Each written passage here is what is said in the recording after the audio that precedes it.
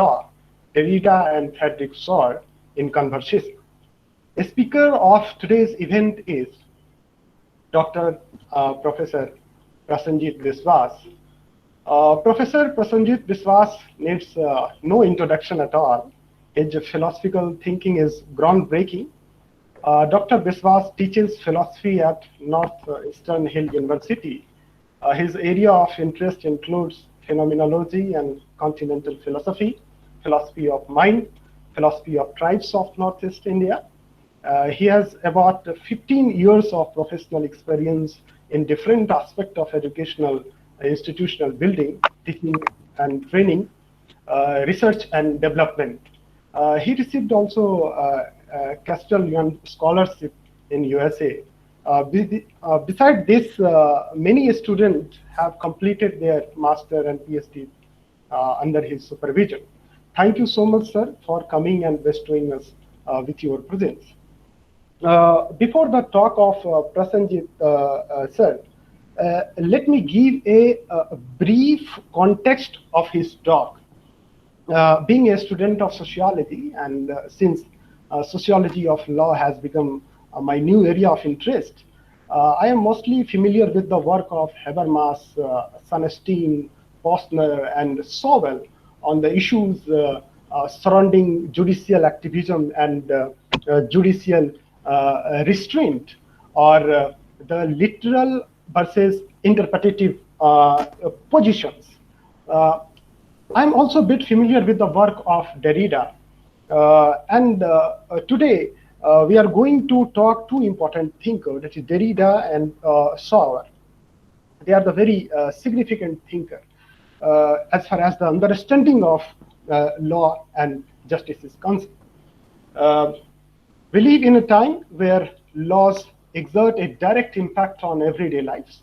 Since most of our participants of the webinar belong to legal science, for us, the skills of argument and a knowledge of moral philosophy are very useful in the development of legal profession.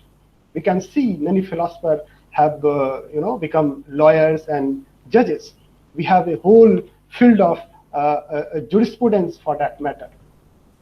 Our webinar topic is very relevant, as well as I would say very significant in the context, because we are discussing the very contemporary debate of jurisprudence, or the philosophy of jurisprudence, particularly the idea of justice. Who can forget John Rawls' idea of justice, who says justice is the first virtue of social institution, as truth is the system of thought. But we can see justice has become a contested concept. In these days, social scientific scholarship is being transformed by the challenges associated with the changing nature and responses of questions justice across the world. We have many illustrations, such as unjust gender law, changing socio-legal status of Muslims, institutionalized discrimination of minority across the world. Many people have risked to become stateless through the process of legal exclusion, particularly in the context of NRC process, where we have 19 lakhs excluded persons. Marginality of law also exists globally. Hegemony of developed nation in international law in the context. We can see how international law has adequately serviced Israel need, placed Philistine outside the law. It began to create a geopolitical context that made claim of legal redress by disposed people more justifiable. Construction of others has become the hallmark of the new legal jurisprudence of modern state. If we see the scenario of USA, there is also a problem of marginality of law in the context of gun violence. The purpose of law was to restrict gun sales in Second Amendment is simply thrown out as meaningfully while they leave amidst a very serious problem of gun running, shooting, murders, and homicide with guns. I think this is a big problem. This is a matter of serious concern for jurisprudence as well. Therefore, it is important to identify the line between justice and law. In this context, Derrida has become more relevant. In his work on grammatology, Derrida shows that there is a binary opposition between law and justice. As long as we understand the very demarcation line between law and justice, we cannot understand law or justice in holistic sense. Derrida's conception of justice is outside the law, gives new connotation of legal jurisprudence. Center of a structure cannot be the part of a structure. This is the realization. This realization has become more relevant in terms of understanding law. And Derrida claims that deconstruction is justice becomes more significant. The way God is used to generate organized religion, same way we can see law is used to create false idea of justice. So with Derrida's legal insight, we can solve many controversial problems like NRC in India, like gun violence in USA, abortion, environmental and nature conflict, legalized drug use, medical engineering, so and so forth. So the question when Derrida asks, what makes legal judgment? And from there, another thinker called Professor Frederick Schauer, distinguished professor of law at University of Virginia Law School, comes into the picture with an interest of some of the philosophical aspect of law, who says the legal system is an institution of social cognition. He identified the fact that justice can never be ultimately done by judicial act or by statutory embodiment because it is unreachable. Questioning legal realism, identifying degradation of constitutional morality both in the realm of legal profession and public opinion are some of his important concerns. And if we have to understand the fact that rule of law is not just about government. Some theorists like Tamasa draws a distinction between the rule of law and the rule by law. It means that the state uses law to control its citizens, but tries never to allow law to be used to control the state, right? And this is the legitimation crisis of democracy, right? So justice and the rule of law work as separate criteria for evaluating political system. What Schauer says that if we want to understand law, we have to understand the heart of law, that is to say the philosophy of law. And his perspective answer the very questions why philosophical insight should be used more when considering how law operates. I think legal reasoning is one of the most accountable thinking. Therefore, a philosophical sound knowledge is needed, not for the betterment of jurisprudence insight, but the thinking itself. The legitimacy of law lies in some conception of justice. Now I would like to invite Professor Prasejit Biswas sir to unexplored many dimensions of this contested concept or the contested interplay between law and justice and the gap between law and justice. Sir, offer to you. Yeah. Thank you, Dr. Randhir, for inviting me to your law school, Raffles Law School in the Raffles University, and I consider it as a great opportunity to speak to all of you into some unexplored domains of the interrelationship between law, justice, and a philosophical understanding of law. So therefore, I have chosen two very important thinkers with whom I have worked with, in my own research. I have worked a bit with Professor Derrida when he was alive, and I am currently working with Frederick Schauer in some of his projects with normative law as well. So therefore, I have been talking to Professor Schauer about Derrida, and he has been showing immense interest, although Professor Schauer keeps telling me that he comes from an analytical tradition. And I kept telling him that I come from a phenomenological and continental tradition, where the idea of law is very different than the way law is analyzed and the legal system is analyzed in analytical tradition. Now, I would draw your attention to the analytical tradition of law that Frederick Schauer speaks about. So Professor Schauer, in his last work, which is called The Forces of Law, a book which is published in 2015, and you can see that he derives the title of the book from Hans Kelsen's The Force of Law, as if he is rewriting Kelsen's notion of law. Law as pure law, law as a force, law as positive law, law which is all stated in the body of the law and which doesn't require any interpretation. That kind of an understanding of law that Hans Kelsen promoted in the German tradition.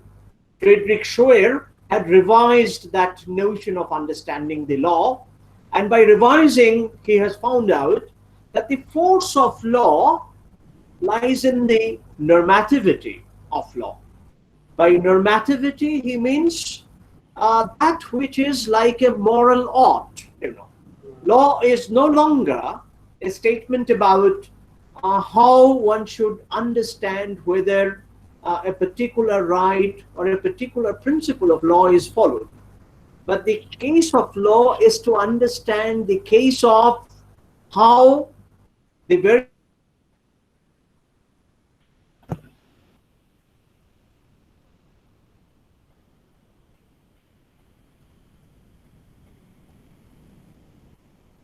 idea of law is how normativity, in terms of maintaining fairness, in terms of maintaining openness, in terms of maintaining equality before law, in terms of maintaining distribution of rights and entitlements in a justifiable manner, could all be conducted. So law becomes performative in the normative sense. Law is no longer what is canonized. So canonized law either gets validated by way of its normative force, or wherever the normative force is breached, then law needs a revalidation.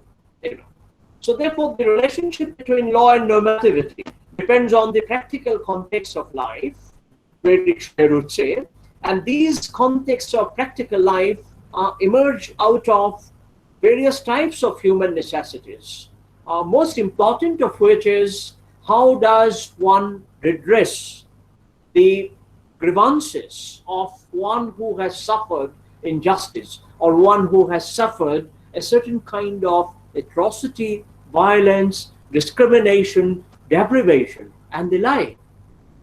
To put it more simply, the normative context arises from a certain experiential ground reality about the subject of law. And that subject of law who is victimized in a sense. So without presupposing the notion of a victim, you cannot have the force of law. You cannot have the force of law in terms of a fundamental force which is imposed or which is forced upon. Instead of imposition or forcing up, kind of a right balance between what is just and what is unjust, and which will emerge from a certain local, social, political, cultural, or moral context. So the whole notion of law, in a sense, is revised by Frederick Schauer by considering law as, if I may use the word, law as purely normative. Now, purely normative notion of law is that where one does a certain kind of an act of justice, one restores a certain right, and one redeems someone from a certain case of atrocity, violence, or deprivation. That kind of a redeeming, the act of redeeming that one conducts to a certain case, must be consistent with, that is very, very important, must be consistent with similar such cases in similar circumstances. Now, this is where a question of debate arises. How could one have a premonition about similar circumstances in which a similar legal principle or a similar way of conducting justice can be predetermined or predecided? Because the contexts are emerging everywhere in a manner that the contexts themselves are undecidable. The context of normativity is not something predetermined in terms of a few deontic moral principles or in terms of a set of ontological principles that are presupposed in the understanding of normativity. But normativity emerges from a certain context in order to become normative. So to be normative is to apply in a certain context and establish a certain degree of consistency and coherence with other such similar applications of other such similar laws, which now might together constitute a body of law and which is not necessary to be codified. Now this, he says, is the very principle of constitutional law. In fact, constitutional law does not allow codification. It allows for rule making, but there is always a subtle difference between the law and the rules that are framed under that law. Now, constitutional law presents an overarching structure of adjudication by evaluating every action under a law to analyze whether that action is normatively valid, meaning thereby whether it is in harmony with the basic constitutional principle.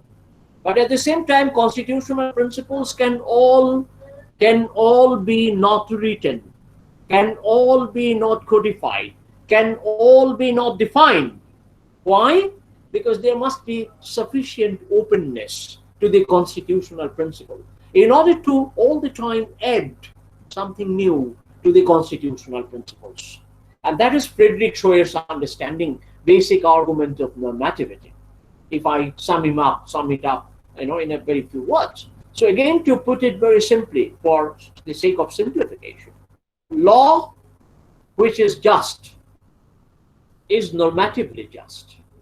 Law which is normatively just assumes a certain harmony with similar such applications of laws under similar circumstances. So in other words, by borrowing a concept called family resemblance from Ludwig Wittgenstein, who is a philosopher who says that principles are in harmony because there is a certain kind of family resemblance between one principle and another. So constitutional law and its normativity assumes that there will be or there will emerge a certain kind of family resemblance between a particular principle and its application in a certain context with similar applications in similar contexts in terms of application of similar set of laws or similar rules to emerge into then a coherent, harmonious body of law all of which are not necessarily codified. Okay. So Schauer points out that his notion of normativity is not something which is like a Kantian duty, or which is not like a certain sense of virtue, but which is always like finding a way out in a difficult situation of consistency, where you establish a certain legal principle as morally justified, as ethically correct. So in a sense, he is talking about an ethical foundation of law, by arguing that these foundations are not preordained in law, but these foundations are emergent.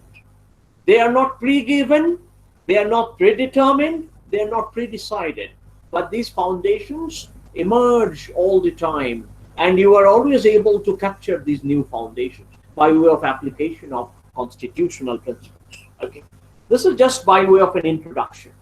Now, this position of Frederick Schauer, in my own research, I have shown, comes very close to Derrida's notion of law. Now, Derrida considered laws as something like a closed system. The system of law is never open to, plural interpretations. The same system cannot be possibly plurally interpreted, even though you take a variety of perspectives on the same system.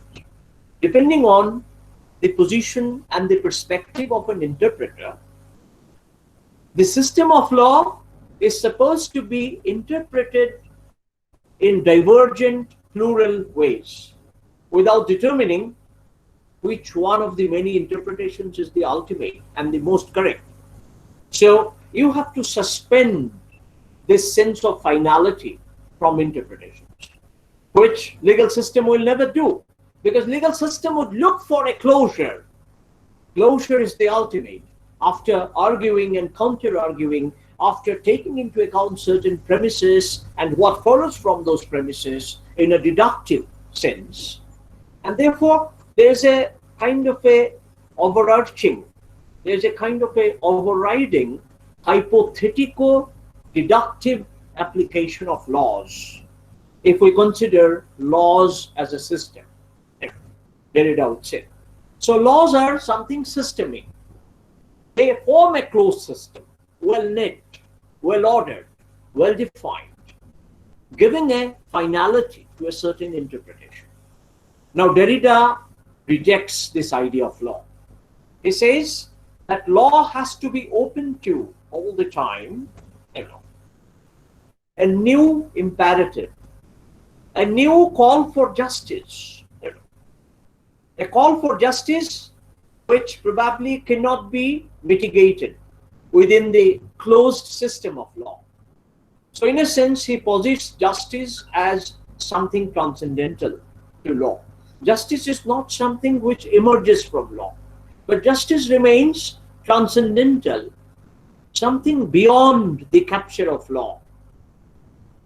Now this argument of Derrida is seemingly very different from what Schauer says. Schauer says that, well, you perform an act of justice, but when you perform an act of justice, you re-establish the normativity of law. But Derrida would say, when you perform an act of justice, you have actually moved outside the system of law. Now, if you move outside the system of law, what happens? You may be deemed to be doing something extra-legal, or even illegal, or even unlawful, if you move outside the system of law, for the sake of justice, of course. So Derrida would sharply distinguish between two kinds of movement outside the system of law. One kind of movement is where one is trying to bridge the system and trying to get a certain purpose, from the point of view of rationality, a certain purpose which looks to be rational, which is implemented or satisfied or fulfilled by bridging the law, by bridging the conditions, the circumstances, and the structured framework of law. So this is a kind of a breach of law. Derrida is not interested in breaching the law, but Derrida is interested in that kind of a movement outside law where the limits of law are established, and within those limits, the justice that is sought, is not available. I can give you an example that Derrida gives. Derrida writes a very laudatory essay on the role of Nelson Mandela. He praises Mandela for moving beyond the law. How did Mandela move beyond the law? He gave this fascinating example of Mandela coming out of the prison. And Mandela's coming out of the prison historically marked, a total unbundling of, a total, revocation of, a total destruction of, the apartheid system of law. He's just coming out of the moment Mandela comes out of the prison, Derrida calls it the moment of moving beyond the system of apartheid laws. But apartheid laws still remain in place. In fact, it took some 3 to 4 years to completely change the constitution of, Botha government, the last apartheid government of South Africa, and to rewrite the South African constitution by totally eliminating the notion of racial difference from the South African constitution. It took some 4 or 5 years, and then constitution took a certain shape in South Africa. But Mandela's speeches, the speech acts of Mandela, which is there in Mandela's speeches, which Derrida calls as speech acts, each beat of the speech act of Mandela for Derrida is a kind of a displacement, is a kind of a substitution, is a kind of a movement beyond the set premises of apartheid law. Okay, this is one fascinating example that he gave.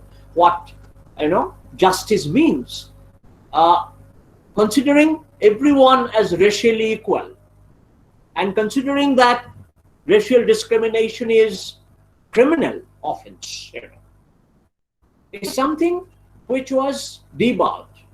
That kind of a consideration cannot arise within apartheid laws. And release of Nelson Mandela from the prison and subsequent speeches delivered by Nelson Mandela talked about a complete elimination of racial discrimination. In 150 years times, in 150 years of the existence of South African, constitutional law, which promoted, preserved, and propagated racial discrimination. This is one example that he gives. Then the other example that he gives is a very interesting example. It's a logical point that he makes. He says that solicitation of justice, in a certain case, cannot fall within the scope of law. The moment one solicits justice, let's say in a case of homicide, in a case of theft, robbery, haste, or any other such kind of an offense that is committed, and justice is solicited in terms of, in many terms justice could be solicited. Justice could be solicited in terms of totally changing, a system where such offenses can happen. And one can project a certain system of justice where justice will be ensured by completely replacing an existing system where such offenses can be committed. Now this remains slightly undefined or largely undefined. Which system of justice you are going to put in place where such an offense cannot be committed? This is like creating a certain kind of predictability of something that is impossible. You predict something which is impossible,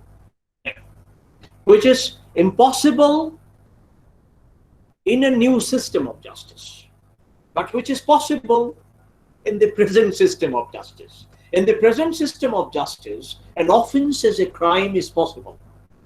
But when you solicit justice in the case of an offense, you project a new system of justice in which such an offense is impossible. So you move from the possible to the impossible. Derrida would put it that way. And that is little enigmatic. How do you move from the possibility of an offense to its impossibility? And how do you move from impossibility of a justice because an offense has happened to possibility of justice by way of eliminating a further possibility of that kind of justice? Derrida says this is how you break the interpretative circle of a legal system. And that is a move beyond the legal system. It is not breaching the legal system in the ordinary sense of, avoidance, evasion, or, slipping out of a legal system. It's not slippage. It's not a case of slippage. It's not a case of somehow, obliterating the watch of the system and to commit an act by which you can sort of surpass a particular legal system. So that kind of a move within the legal system, such as tax evasion, or such as committing a crime and removing all the evidences of that crime, so that the legal system cannot catch up to the offender. Now that kind of breach is something that, by way of a distinction, Derrida sets aside. He negates and sets aside the possibility of a breach as a scope for justice.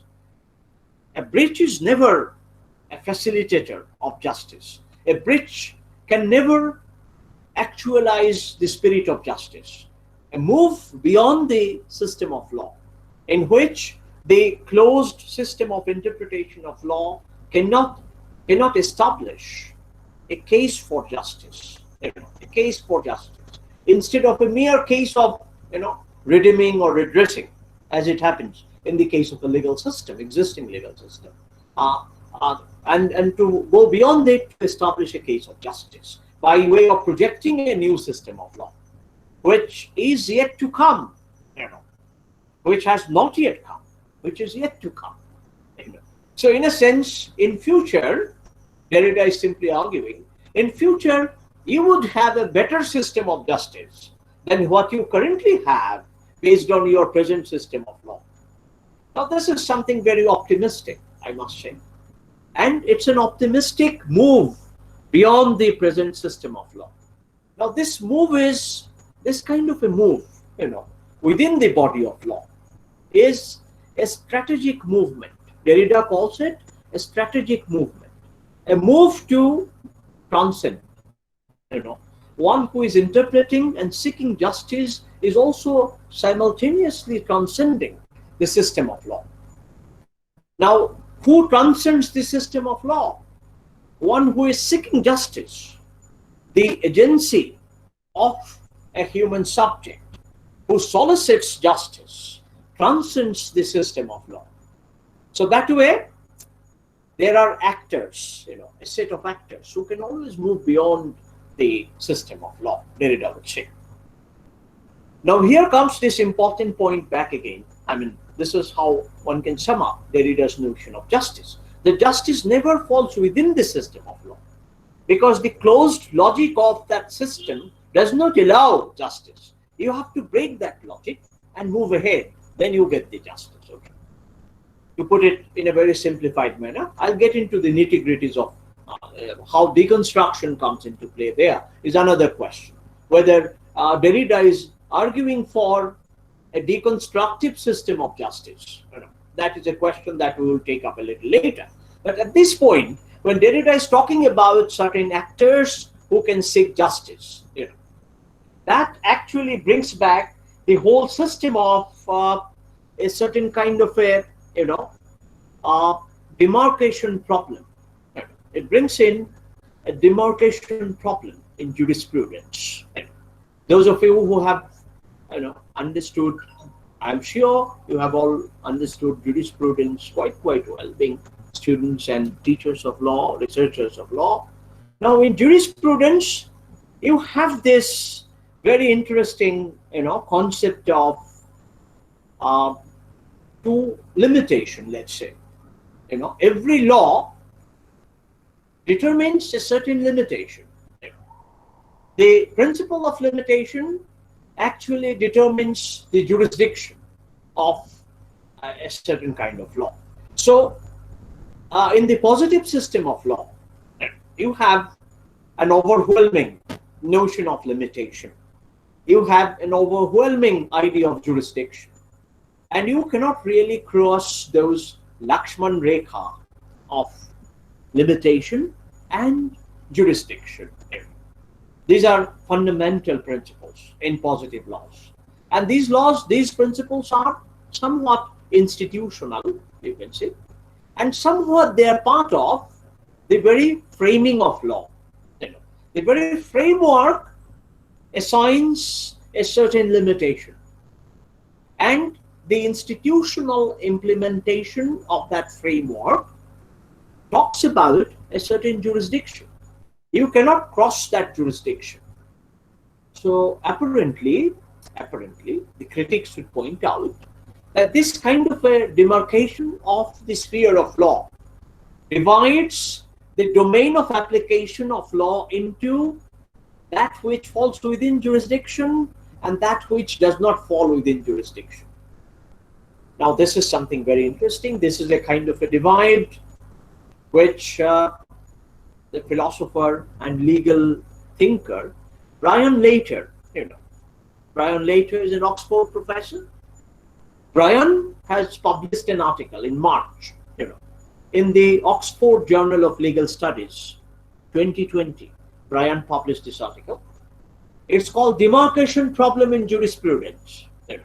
And Brian has also given a very hearty talk available in YouTube. You can listen to that talk. Brian Later's talk. L-E-I-T-E-R. Later. Brian. B-R-I-A-N.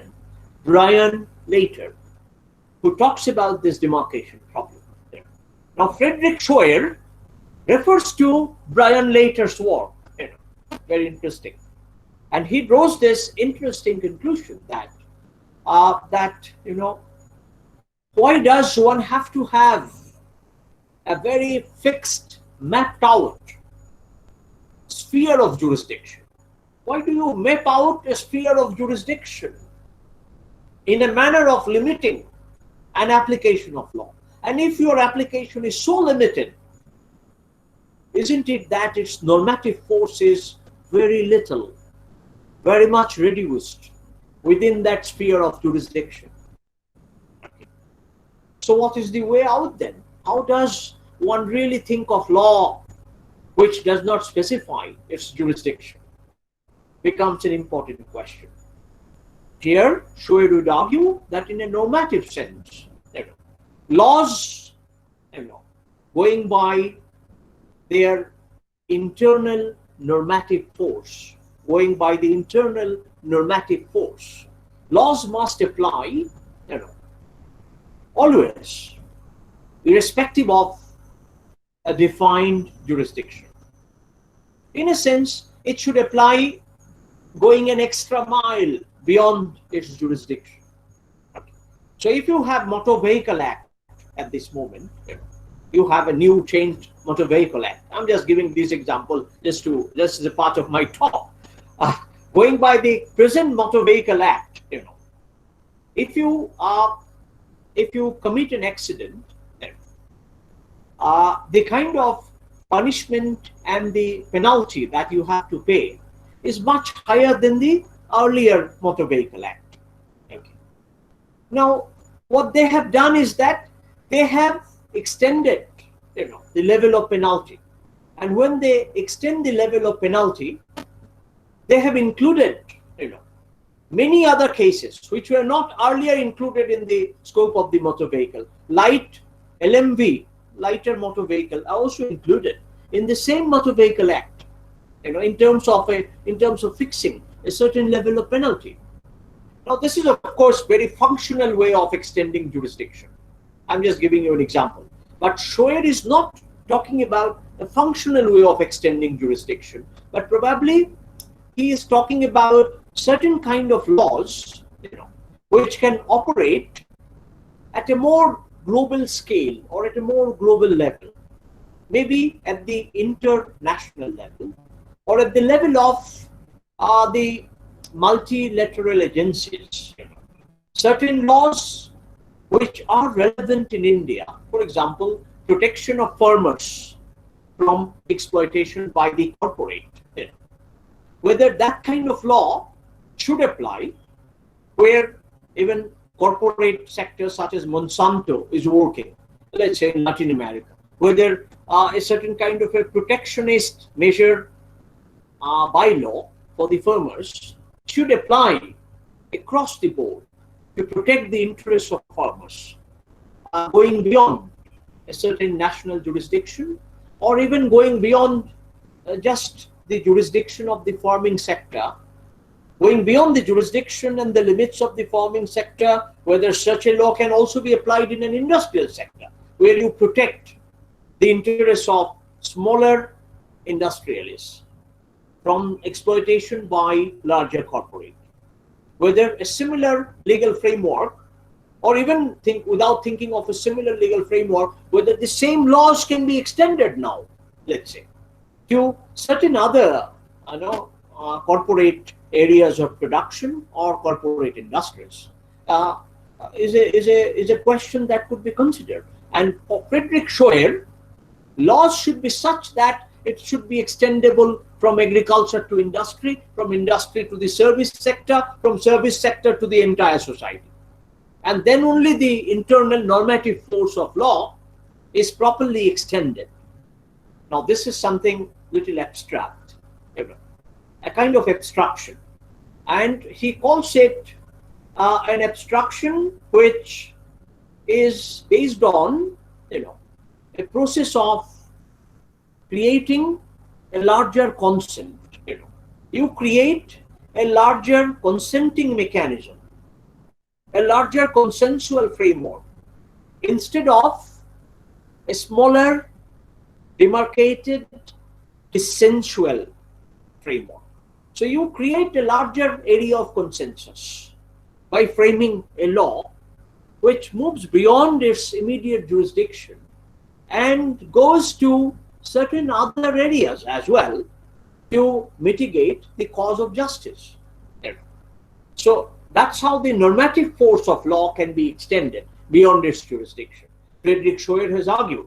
Of course, he argued it in terms of building up a consensual understanding of that kind of extension. So it should be consensual.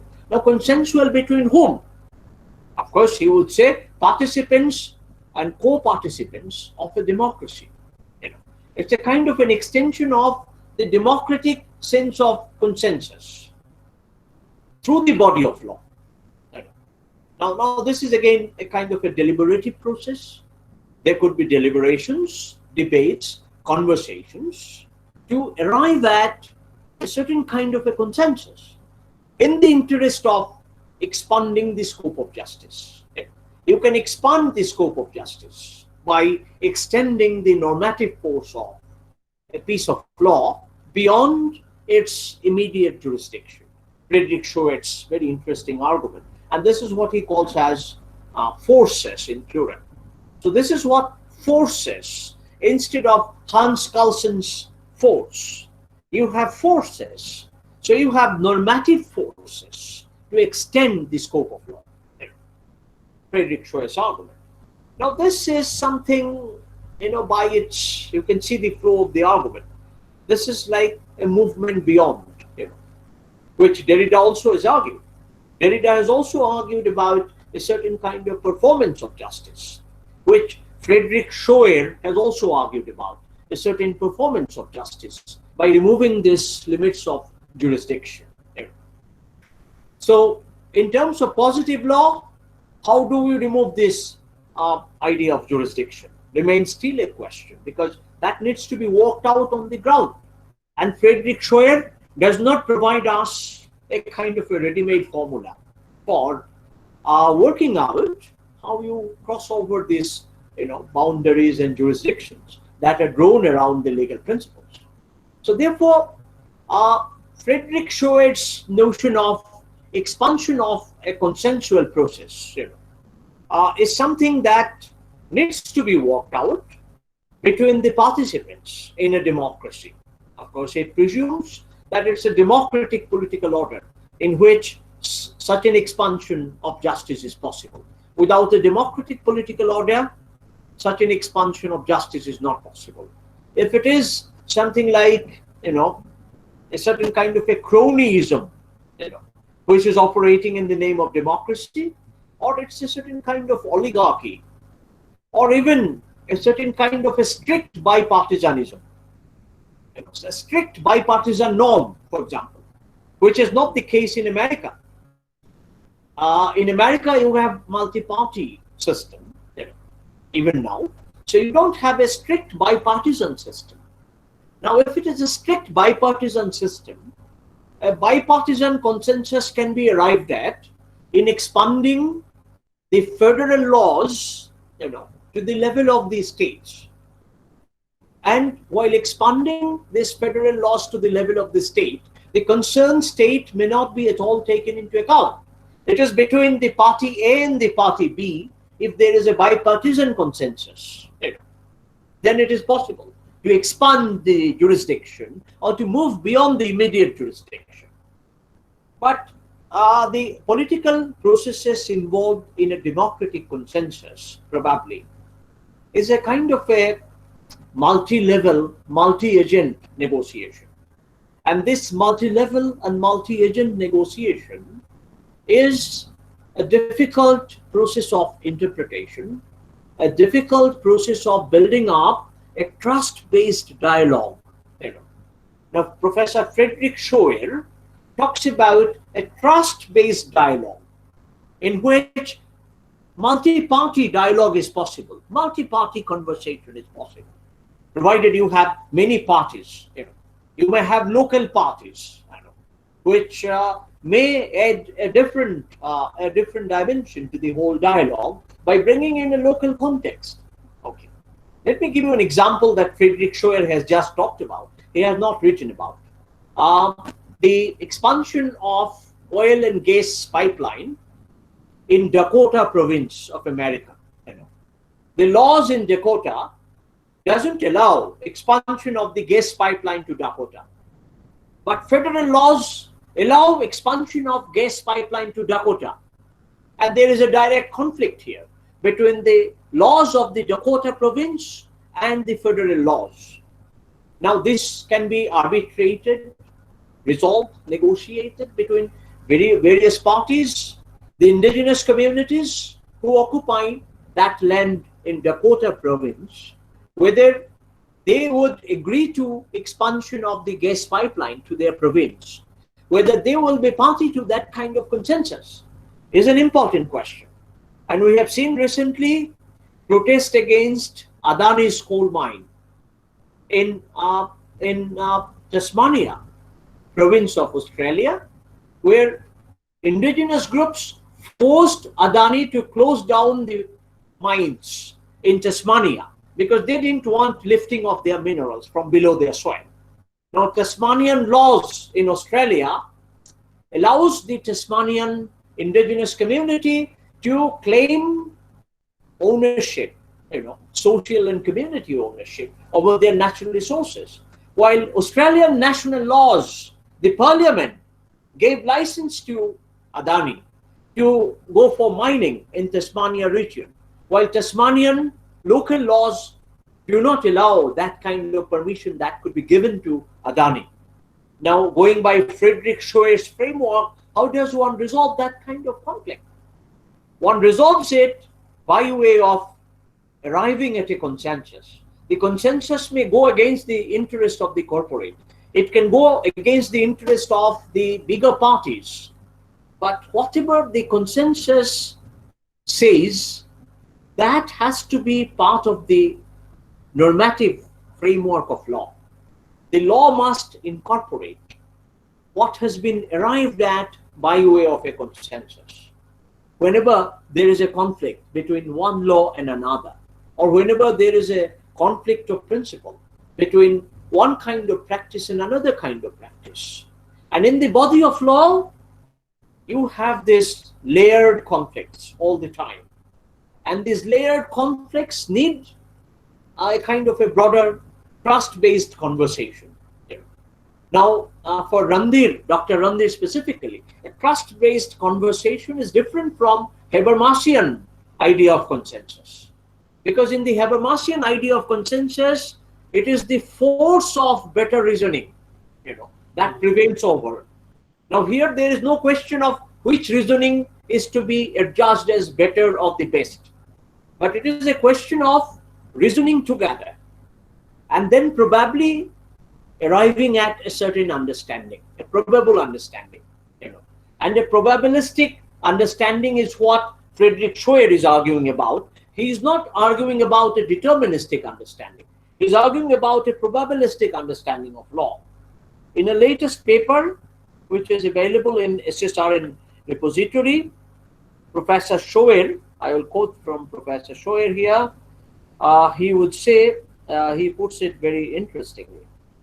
Let me read one line. Implicit in law's understanding of causation as deterministic is the view that non-deterministic approaches to causation have at most a secondary or epiphenomenal place in the legal system. More specifically, conception of causation that are focused on prediction for classes of effects, conceptions that dominate social science research, are thought to be inconsistent with law's predominant focus on past single event. Okay. So in other words, there is within the framework of normativity of law, what operates is a causal framework. He's pointing to a causal framework, but that causal framework is not necessarily deterministic. It is rather probabilistic in the sense of keeping open the scope of an outcome. The scope of an outcome is not predetermined by the normative force or by the causal system, which is in a sense embedded in a legal framework. So the causal framework, what it says as causal framework, is that whether a particular legal framework causes a certain kind of effect. Obviously, we know that it causes certain kind of effect, a certain legal framework, but that causation is not a determinist form of causation. That causation is such that the effects of the legal framework remains indeterminate until the point of having a mutual consensus by way of a trust-based conversation. So causal framework of law then, according to Frederick Schauer, is something that emerges through a trust-based conversation. And this trust-based conversation is quite probabilistic. It's not really specific to what someone has interpreted as the right legal interpretation of a piece of law. Let me repeat this. The outcome of a legal system is probabilistic. It is not deterministic in the sense that the way an interpreter has interpreted it and the way the interpreter has thought of an outcome, an interpreter, the way he or she has thought of an outcome, that may not arise in a certain context of its application, which opens it up to a trust-based conversation with others, and those others who are thinking of a different outcome than the outcome that a particular interpreter has thought about by way of interpreting a piece of law. Okay? So therefore, one can say that there is this probability of, deciding who is liable how much for an outcome. It's merely probabilistic. The liability cannot be decided by way of interpreting the body of law. This is something very interesting that Frederick Schauer is talking about in justifying the probabilistic causation. Okay. Now, probabilistic causation is another form of normativity, which hitherto in the body of law was never explored. Hans Kelsen talked about fixed, deterministic, positive outcome by way of application of a certain legal system for adjudication, for application, for determination of a certain outcome. As opposed to Kelsen, he is taking the totally other route, the best available alternative of a probabilistic causation, by including those who are offering a very different interpretation to the body of law than a certain interpretant who probably is acting at the behest of the state or at the behest of some powerful corporate or some other powerful agency. So in a sense, interpretation is separated from the agency by Kelsen. By Schauer. Agency of interpretation and the act of interpretation are distinguished. The interest of the agents, the motivation of the agent, agent's directedness towards a certain goal or outcome, is one thing. And the act of interpretation of the body of law is another thing. So interpretation and agency of interpretation are radically distinguished by Frederick Schauer. And the work is still going on, and what is emerging from a dialogue with Professor Schauer, I get to know that Professor Schauer is almost taking a position where agency of interpretation is pushed to the background. In other words, an act of interpretation then remains open to a different or a radical interpreter, to which one must have a charitable approach. If someone is interpreting law totally differently than the established canons of interpretation or established statutes of interpretation, there are statutes of interpretation. Now, if one is taking a different position than those established statutes and canons, in most cases, law is never charitable to such an interpretation. But Schauer is arguing that this possibility of a completely different interpretation, this possibility of a totally unpredictable outcome, an incalculable outcome of a body of law in its process of application, has to be accommodated in a trust-based conversation. If we accept that the structure of causation in law is probabilistic and it's no longer determinist. It's a very radical argument, and I'm quite fascinated by this argument. I could see a number of possibilities that can arise in the real world situation, especially in matters of conflict resolution, in applying Schauer's position. I'll get into that a little while later. But for now, what I want to point out is this twofold position. First thing, by giving up, in a sense, determinism totally, and by advocating a certain kind of charitability towards a radical interpretation of law, what Schauer is doing is quite like what Derrida has argued for.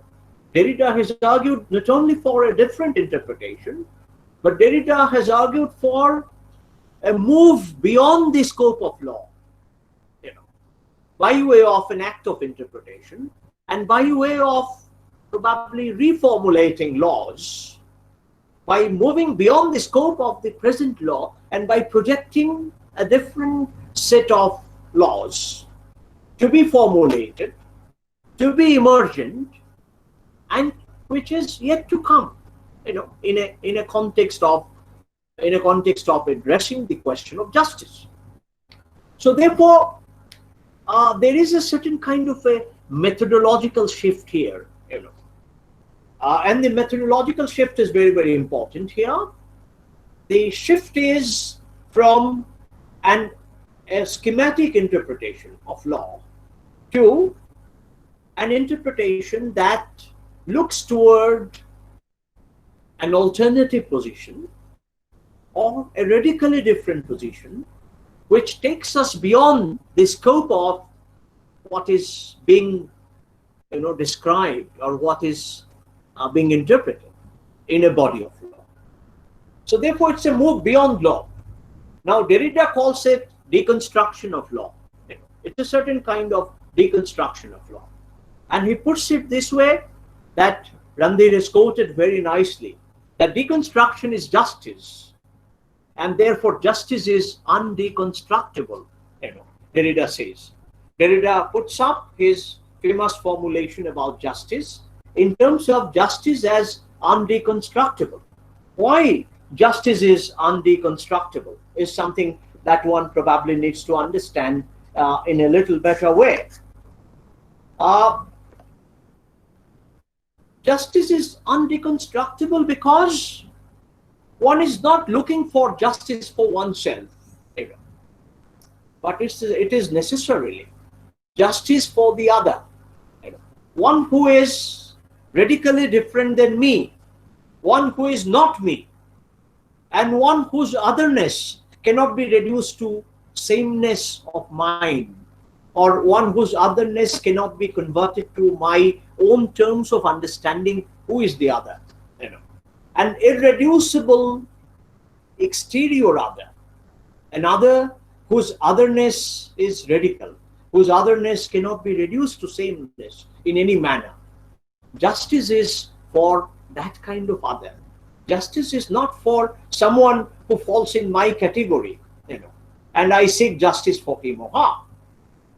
So in a sense, justice is, Derrida would say, justice is non-categorial. And at the same time, justice is very specific to a radically different other. A non-categorial, specific sense of responsibility towards a radically different other is what justice is all about. And in that sense, justice is undeconstructible. No one can deconstruct justice and find out, if you suppose, theoretically speaking, one attempts to deconstruct justice, and by deconstructing justice, what one can find out?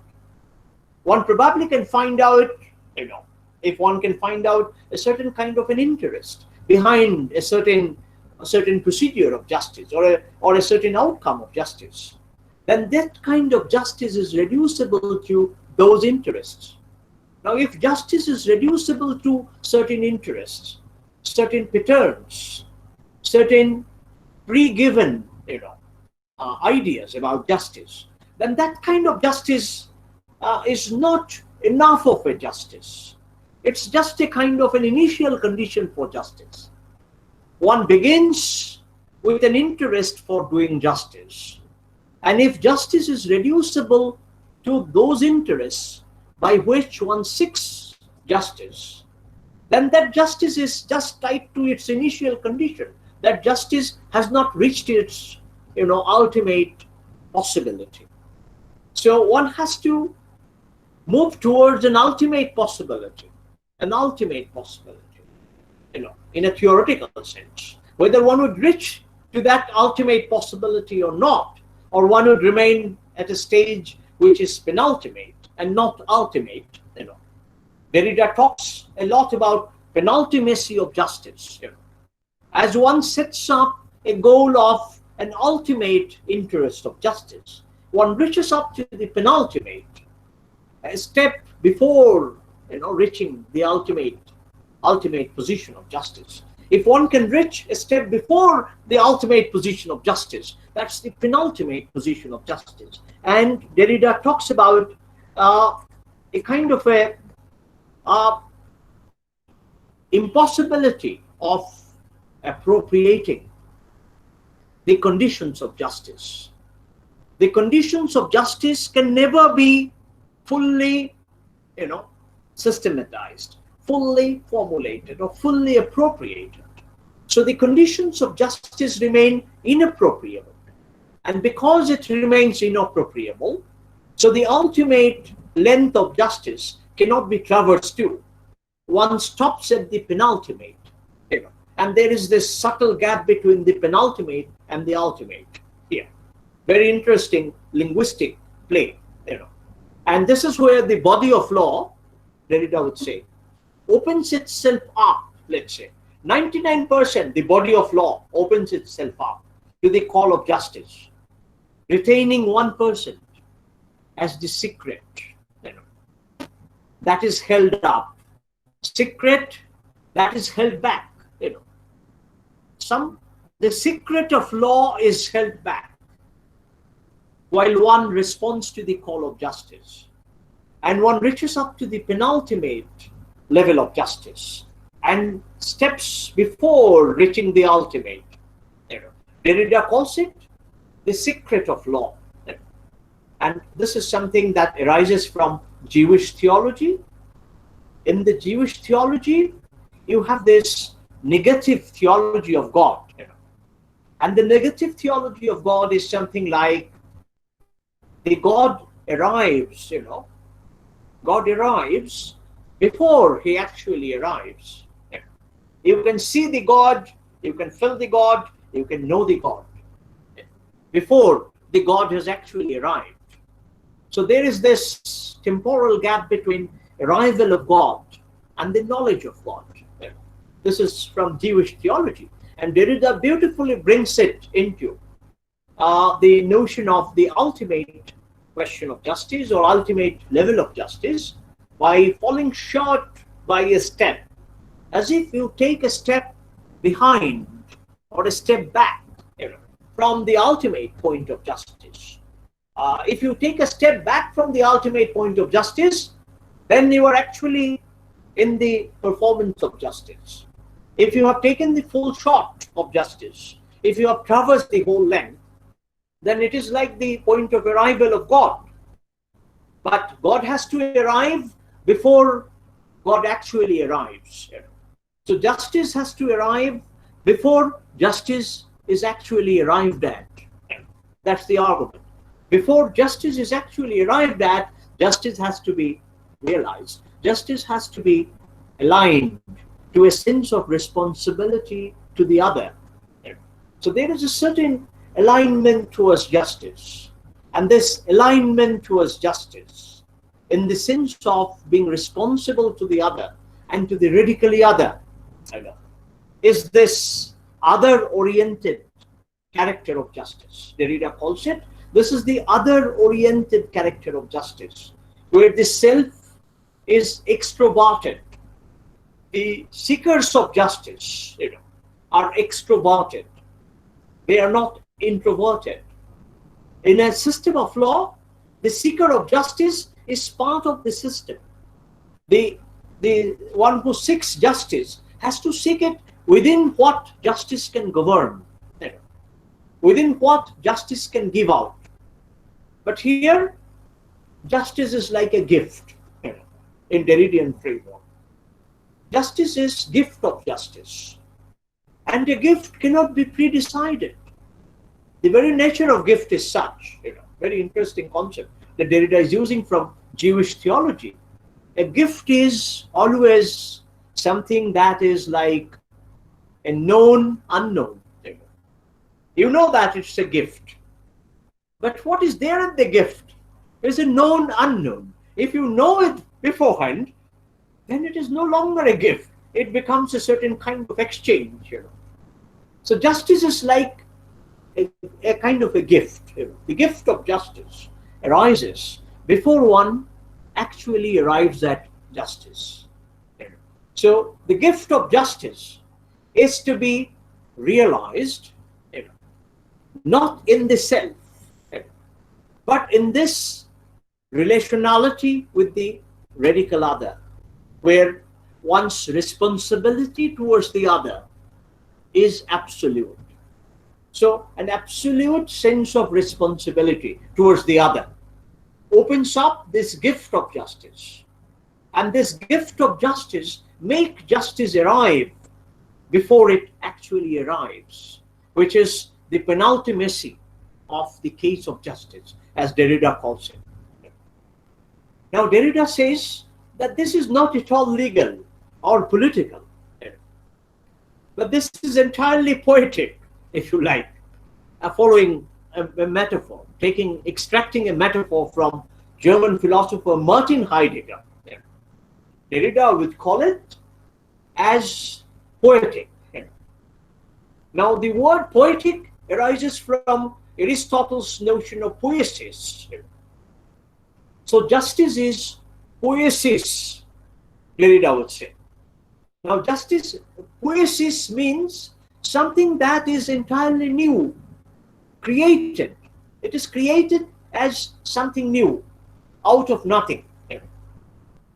It is not created out of that which is already existing or out of something, but it is something entirely new, a new mode of existence. Justice is a new mode of existence, a totally new mode of existence. It's not connected to the experience of injustice at all, Derrida would say. At the penultimate state of justice, justice is a new experience, a new mode of existence. It's not connected to, it's not ontologically reducible to a given form of existence. The given form of existence is transcended.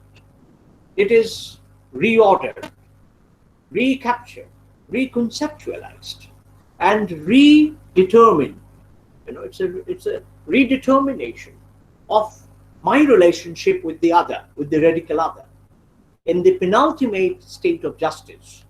And this is an absolute sense of responsibility, which is also a gift of justice. And this is gifted to the other. This is a gift without an expectation of return. And it is also a kind of poiesis, something that is created totally anew, afresh, which was not there earlier. Okay? And that's the penultimate state of justice. So Derrida calls it, this is how law is deconstructed and justice remains undeconstructible, because it is at the penultimate state that the gift of justice arrives. Okay? Now, interestingly, Derrida also calls it a certain kind of a debt. The relationship between law and justice is a relationship of debt. Law is ever indebted to justice and not the other way around. Justice is not in a relationship of debt to the system of law.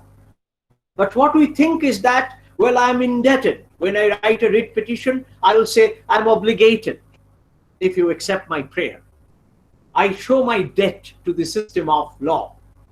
But here, the system of law itself, if it can reach to the point of penultimate state of justice, then the system of law itself is indebted to the penultimate state of justice, and not the other way around. Justice is not indebted.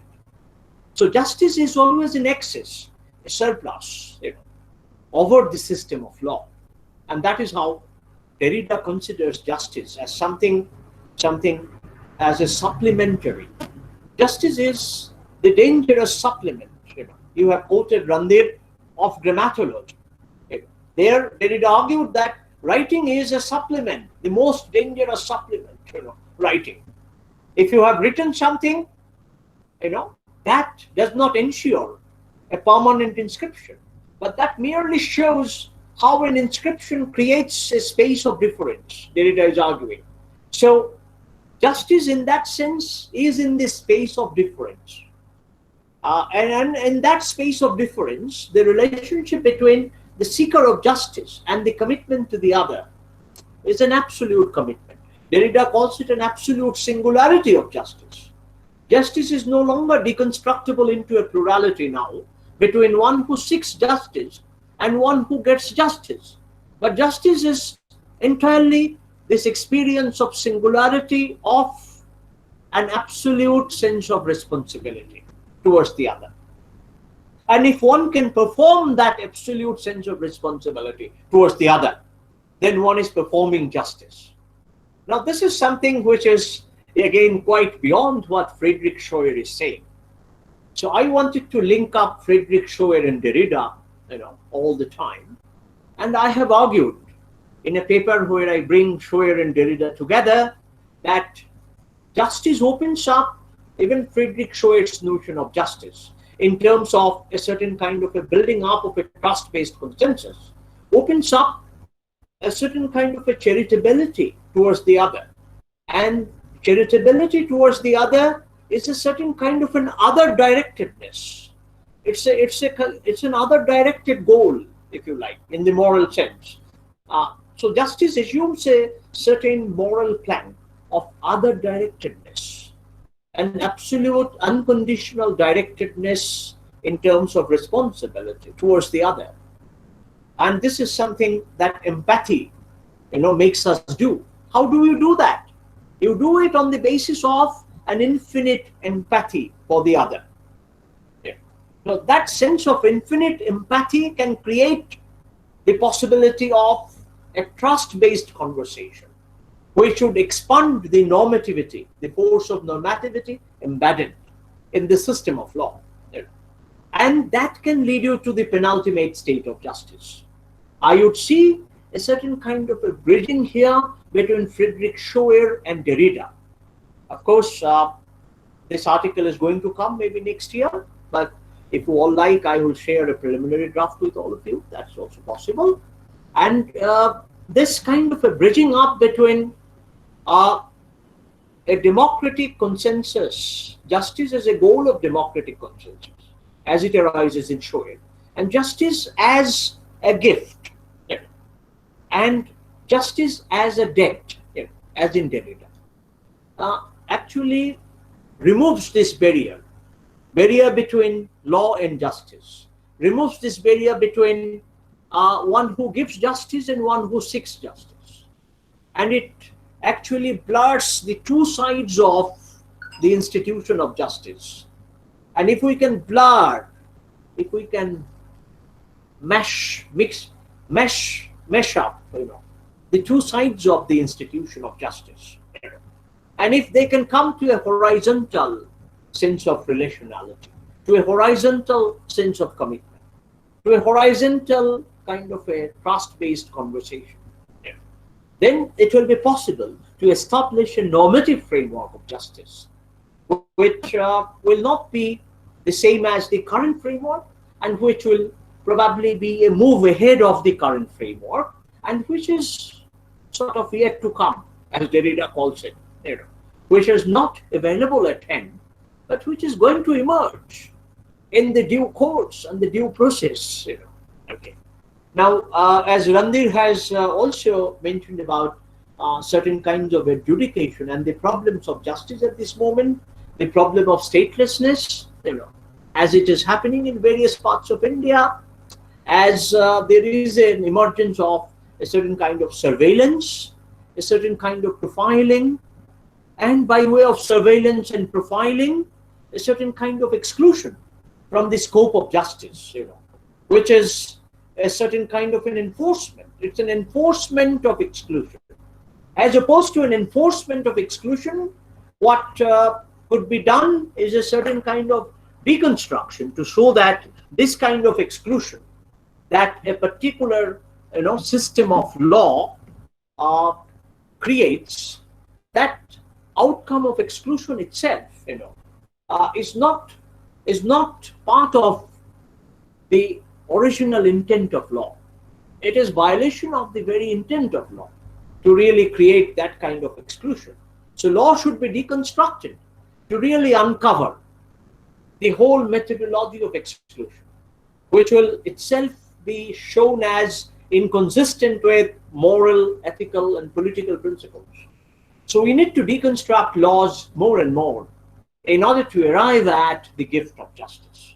Probably this is what emerges if I take Frederick Schauer and Derrida together.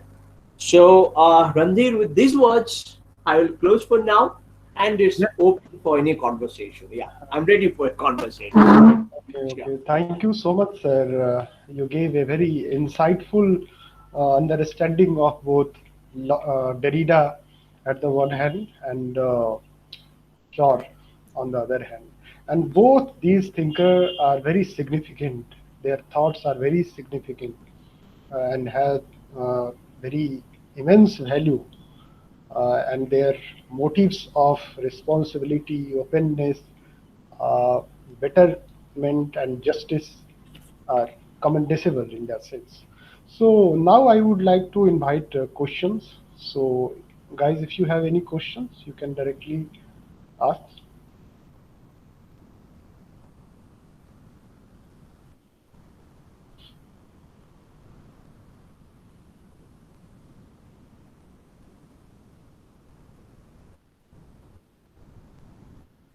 Meanwhile, Yeah, on sure.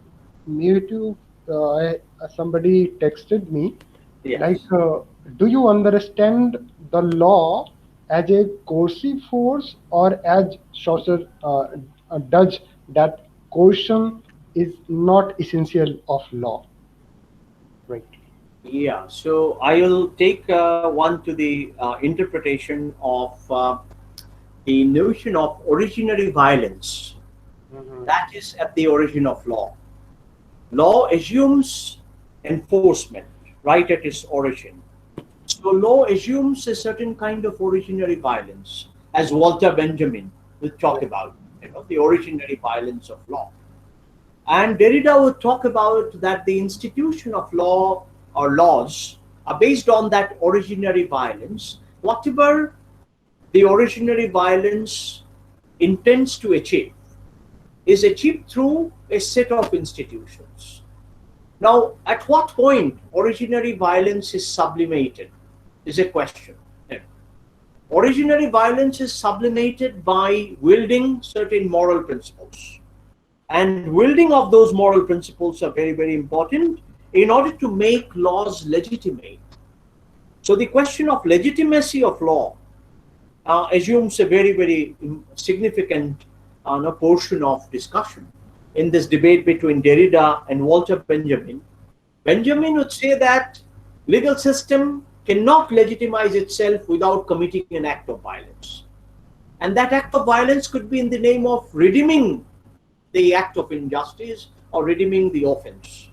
So a certain purposive rationality is created by the system of law. And this purposive rationality itself, you know, by itself, it is not justifiable. Therefore, one has to move outside the scope of purposive rationality, and one has to look for a certain kind of rationality which is more redemptive, in the sense that it can alter the very system of justice, and that alteration or that transformation arises from the normative force. It doesn't require physical violence or institutional coercion. So therefore, coercion is not necessary to the system of law, but it is contingent upon a system of law that predetermines a certain kind of outcome. In order to ensure those outcomes, one probably needs to coerce other. Okay. So therefore, it's not foundational to law, although law in its very inception assumes a certain kind of a originary violence. But that originary violence is not something which is fundamental to law. Okay. Yeah. So, anyone?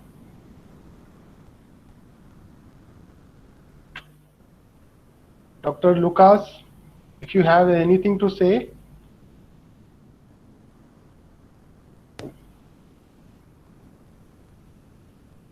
You can unmute your mic. A lot to think about, to be perfectly honest. The connection between Habermas and Derrida is not one that has occurred to me before. So I really appreciate the insight there, and I think it's something I'm going to have to think about for a while, to be honest. But I really appreciated your talk. I really enjoyed listening, and I look forward to reading the paper. So thank you so much, sir. And I think we should end the very insightful conversation right now. And I would like to say, like, both these thinkers, Derrida and Schauer, gave insight of emancipatory potential of law. And I like Derrida because, like other post-modern thinkers, he's not encouraging nihilistic behavior. And he is very, balanced in terms of approach, in terms of thinking. And Chaucer, is very significant. He's doing justice with his work, particularly in the context of law and jurisprudence. So thank you so much, sir. It was really very interesting and insightful discussion. I learned a lot of things, and today I'm going to read a lot, particularly in this context. So thank you so much, sir. Okay, I'm really very, very fascinated to talk to all of you. That's what, yeah. Please go ahead. Yeah. Okay. Okay, then. You can leave the meeting as well. Yes, I'm leaving the meeting. And bye to everyone, to all my listeners, to Professor Lucas as well. Thank you all. Thank you.